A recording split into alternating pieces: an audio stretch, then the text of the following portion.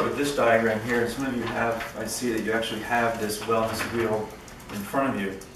This is important to discuss and really get familiar with because this wellness wheel is the genesis of the design of this park.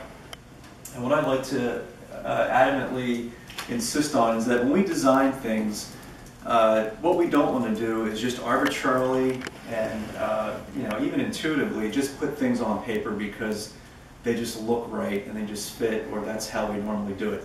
The best designs that we do really are generated and born out of ideas. And if we can create ideas and bring those ideas into fruition in a three-dimensional built form, then those ideas are very strong, very logical, they have purpose, and we all have a sense of direction. Casting a vision, as you know, is very important. We need to all have vision. We need to understand where this thing is going and embrace it. So the wellness wheel is a great model because what that's essentially telling us is what are the components that make up our spiritual well-being. These are mind, body, soul aspects of our lives. These are things that are intrinsic to how we operate, how we thrive. What is our physical well-being? What does our emotional, mental well-being look like? And ultimately, what does our spiritual well-being look like?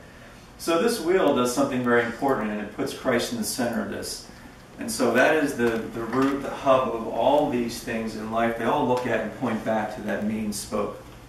So there's a centered focus here, but as you look around the wheel, you'll see some very important things. Social, interpersonal well-being.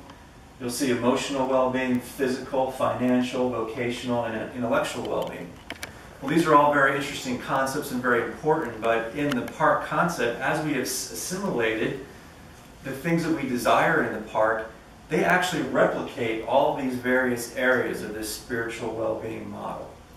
So when I pull up the next drawing, which is the graphic of this sketch, you're going to see these various components portioned out on the site, segregated in areas or zones of the site in a logical way that allows us to really understand how this site can work as a whole.